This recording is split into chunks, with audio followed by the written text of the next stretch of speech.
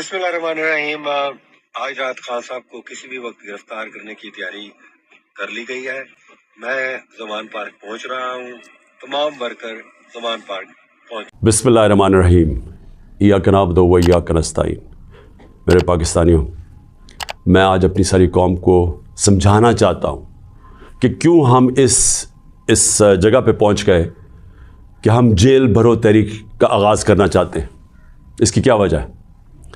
देखिए, सारी दुनिया में कौमें किसी कानून के तहत चलती हैं। कानून क्या होता है? वो आइन फैसला करता है कि क्या कानून में जायज़ है और कौन सी चीज़ नाजायज़ है। जब से ये इम्पोर्टेड हुकूमत आई है, इस मुल्क के आइन और कानून की धज्जियाँ उड़ाई गई हैं।